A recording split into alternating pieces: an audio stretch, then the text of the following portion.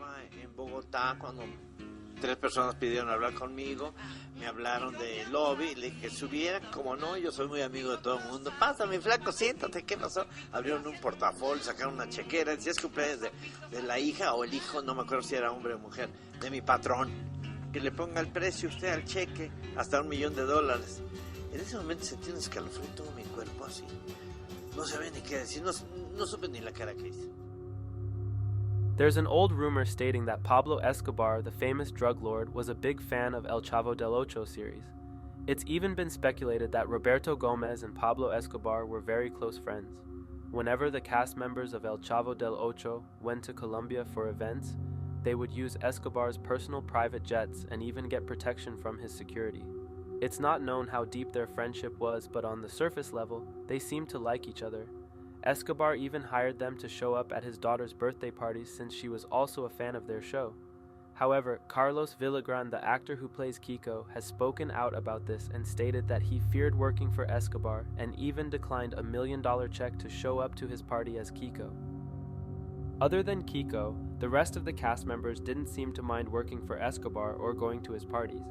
There's even a photo that shows the cast of El Chavo exiting an airplane with Pablo Escobar in the background, but I believe this picture is photoshopped due to this rumors.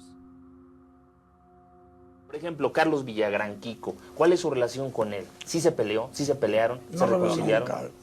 No lo veo nunca porque pues tuvo un comportamiento un poco raro, no lo culpo ni nada. Él me dijo, me quiero ir, le dije, igualito que le había dicho a Rubén Aguirre, vete y cuando quieras regresar están abiertas las puertas. Me dice, pero quiero hacer el Kiko, ¿puedo? Sí, le dijo. Y es más, y me dijo, dame un consejo. Le dije, que no hagas todo, nada más eso. Tú puedes hacer muchas cosas, es muy gracioso. Y me dijo, gracias, etcétera. Y luego hizo el Kiko, pero después llegó a decirme que él era el creador del personaje. Dije, ay, si no. El creador soy yo. It's a known fact that Roberto Gomez, who played El Chavo, and Carlos Villagrán, who played Kiko, had serious beef at one point during the pinnacle of the show's popularity. It's rumored that the tension between them primarily stemmed from creative differences and disputes over intellectual property, which caused Carlos Villagrán to leave the show back in 1978. Things only got worse when Carlos Villagrán started performing as Kiko in other shows without the permission of Roberto. Roberto claimed ownership of the character since he was the creator of El Chavo del Ocho and saw Villagrán's use of Kiko as a violation of intellectual property. This led to legal disputes and personal disagreements, which then led to verbal conflicts between the two. Additionally, there were reports that Villagrán felt overshadowed by Roberto Gomez, as El Chavo was the central figure of the show, despite Kiko's popularity. These factors contributed to the fallout between the two actors, leading to years of strained relations. Over time, they both reconciled to some extent, but the beef between them during the height of El Chavo del Ocho remained a notable part of their relationship.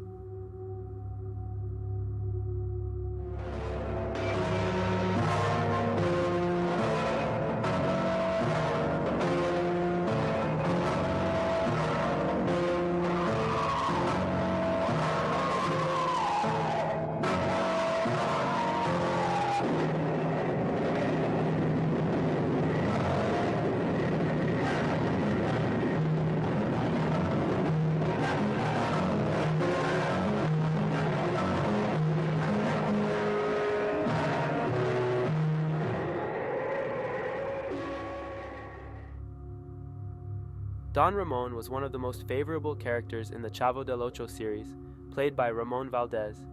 He was known in the show for being selfish, funny, and never having his way. Back in the early 1980s, it was speculated that Ramon and Roberto Gomez, the creator and main actor of El Chavo, were having a lot of disagreements and weren't seeing eye to eye. These daily arguments caused Ramon to leave the set with another co-host, and the two created their own show called Ake Kiko. While shooting for the new show, there was a scene where Ramon walks into a cemetery at night and never comes out. It is believed that after shooting this scene, Ramon became cursed and the Grim Reaper himself began to follow him. Not even after 3 months of shooting this scene, Ramon sadly passed on August 9th of 1988 due to randomly contacting metastasis. Rest in peace to this legend. Miren, aquí está mi papá cuando estaba más joven. Mira. Ah, bueno, sí, pero ahí fue cuando tú estabas recién nacida.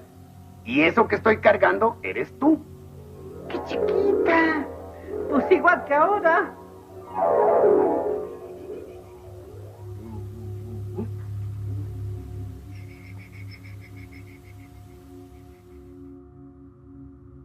La Chilindrina is a very beloved character from the Mexican sitcom El Chavo del Ocho. If you're familiar with this show or at least have watched a few episodes, then you'll know that La Chilindrina doesn't appear to have a mother and only lives with her dad, who is Don Ramon. The show also never touches on why she is motherless or on her whereabouts. In one episode, we can see a wedding photo on the wall of Don Ramon, with who I assume is La Chilindrina's mother, indicating that they were together at one point. Since the show first aired on TV, there's been a lot of rumors circulating online about what happened to her mother. One rumor states that her mother left Don Ramon for a more wealthy man and decided to also dump La Chilindrina. Another rumor states that La Chilindrina was the daughter of Don Ramon's best friend, who had passed after an accident, and Don Ramon decided to step up and take her under his wing. The third rumor, and probably the most believable one, states that her mother actually passed while giving birth to her, leaving her and Don Ramon alone in the world. There's a very popular theory that states that the characters of El Chavo del Ocho all represent the 7 deadly sins from the Bible. Ever since the show first aired, this theory has been spread and talked about by fans worldwide. The theory starts off with El Chavo stating that he represents gluttony, since he's always hungry and craving ham sandwiches. Kiko represents envy because he is always envious of El Chavo and hates when he receives something that he does not have. La Chilindrina represents greed, since she likes to manipulate people for her own gain. Kiko's mom represents pride, since she's always acting superior and thinks that they're above everyone.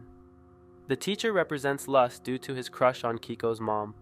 The witch from apartment 71 represents wrath due to her short temper. The owner of the apartments represents greed for being money hungry, and finally we got Don Ramon, who represents sloth for obviously being lazy and not wanting to work.